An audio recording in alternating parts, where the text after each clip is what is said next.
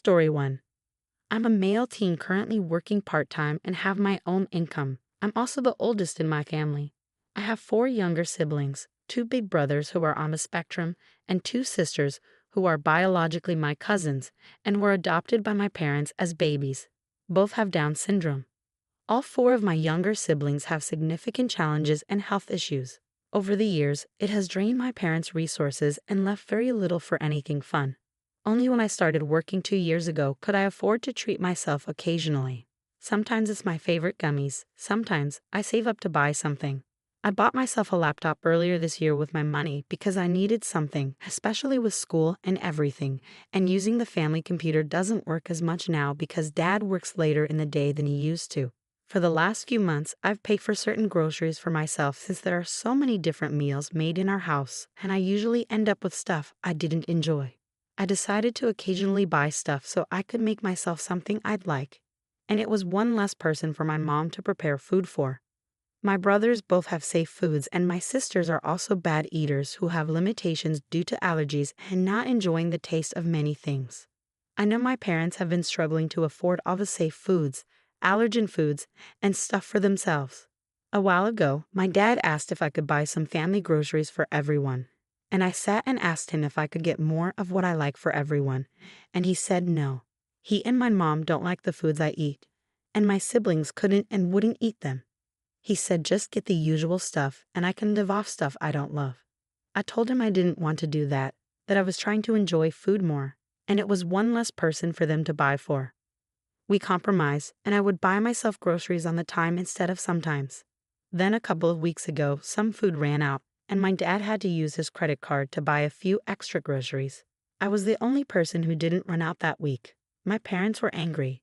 They asked why I took care of myself so much but wouldn't help out the family. Mom said it's exhausting having to feed so many different people with different needs, and I could at least buy food for my siblings if I can't give a crap about her and Dad.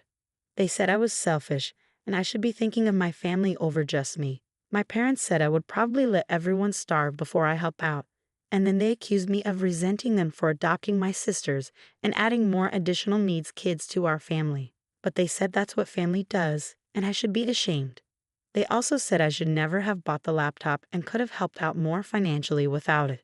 Am I the idiot? Not the idiot. Your parents are legally obligated to provide for you until you're 18, and they're not doing that. It sounds as though they were doing okay until you started earning money. You're already helping them out by paying for your own food. You've also provided your own laptop that your parents didn't have to pay for. When someone is drowning, the solution is not to drown with them, it's to find lifelines. There are programs that can help them. Your parents need to seek those out. Oh, you're not a parent. Don't let them turn you into one. The fact that you have to work outside your home just to feed yourself indicates that they're failing to meet your needs. It seems your needs are coming dead last. If they want more money, they can get a job that pays better or work more hours. If you start buying groceries, you will never get out of this. Even if you move out, they'll still ask for your help. Oh, sweetie, start saving your money so you can move out. Your parents bit off more than they can chew and need to reach out to the countless resources that are available to them. The best place to start is the caseworker. If I were you, I'd contact BCF myself and explain exactly what you said. Your family is struggling to make ends meet after adopting and pressuring you to provide. They won't be in trouble. They'll be provided resources and help for all of you. Also, you may want to hide your laptop. They sound very resentful about it, and I don't know what type of people they are. It's understandable that your family is struggling, but it isn't your struggle. Good luck. Story 2. A household dealing with the intrusion of a nanny who is overly comfortable, bringing her dogs and leaving belongings around. I have a nanny who comes to look after my little ones, a toddler and preschooler 3 times a week. She arrives in the morning when I leave for work at 8 o'clock a.m. and leaves with my husband or me when we get home at 5 o'clock to 6 o'clock p.m. She's been quite good with the kids, which is fine, but the only problem is she's making herself at home too much. The first problem is that she'll randomly leave things at our place overnight, such as a coat or car seat, etc. She'll also sometimes put small bits of food in our fridge and leave it overnight when she's coming the next day. But what irks me the most is the dogs. She has 2 dogs. One is a chocolate Labrador and the other is a Great Dane. I really don't like dogs. Originally, I said she couldn't bring them with her when she asked. One day, she had to bring them with her because her garden was being landscaped, so I let her but told her to keep them outside. Well, since then, she just kept bringing them. I didn't say anything since it wasn't that big of a deal and not worth the hassle. Incrementally, she's letting them get away with more and more. She first tied them up to the fence, and then she started letting them run free in the yard. Then one time it was raining, and she asked me if it was okay for them to come into the house for a bit and just stay in the kitchen. And now they're just let free rein. It's in the terms of the dogs that she's making herself too much at home. I find random chewed up tennis balls in the yard, and she set up a couple of metal bowls near the back door. The other day, I found a bag of dog treats in the pantry that I'm assuming is hers. Probably the worst of all is that she takes them out to do their business.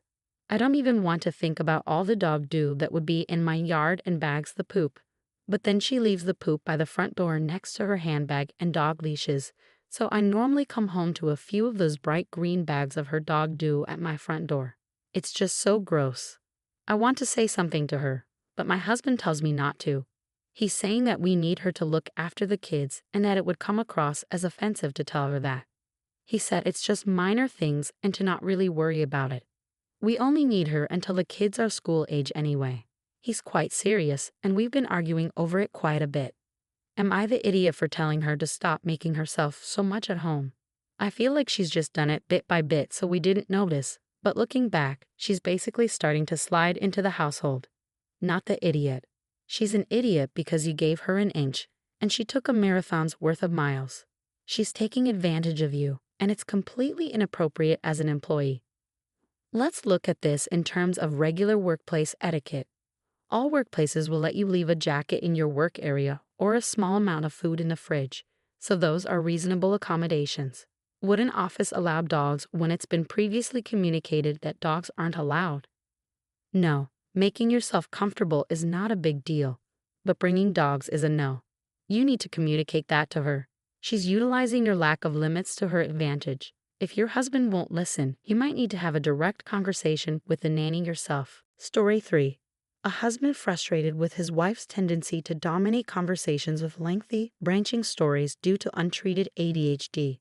I'm a femme 32, currently 8 months pregnant with our first child. My husband and I, like a lot of couples, debrief after our work days.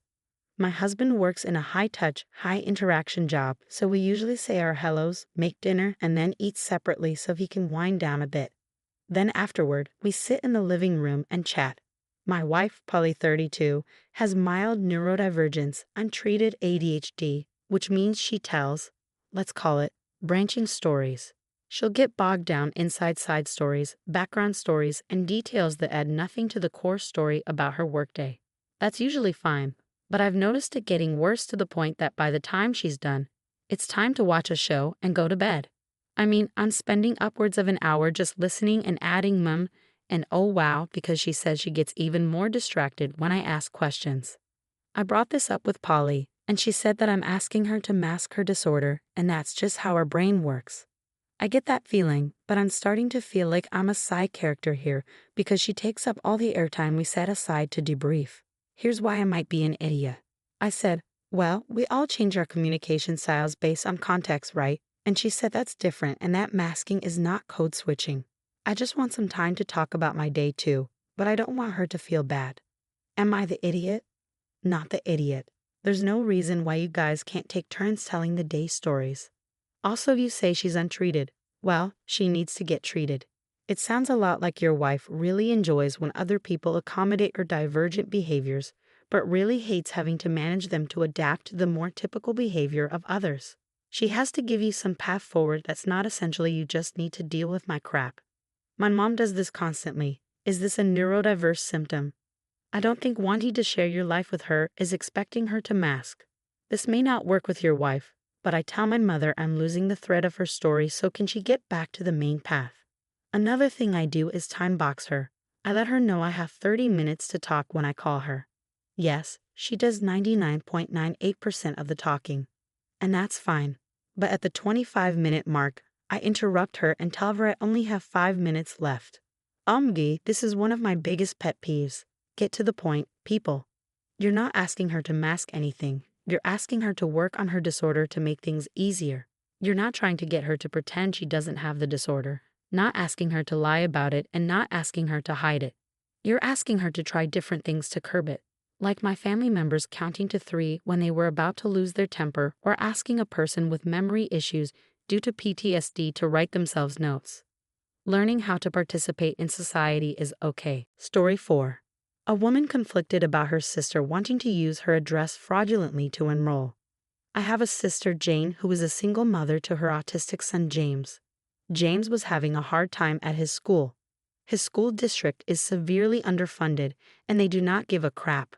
The schools where I live are pretty nice, and my neighbors who have kids said that they have a lot of great programs for kids like him. Since I had extra money, I decided to offer to let Jane and James move in with me so he could go to school here. Since he started, he's been doing great here.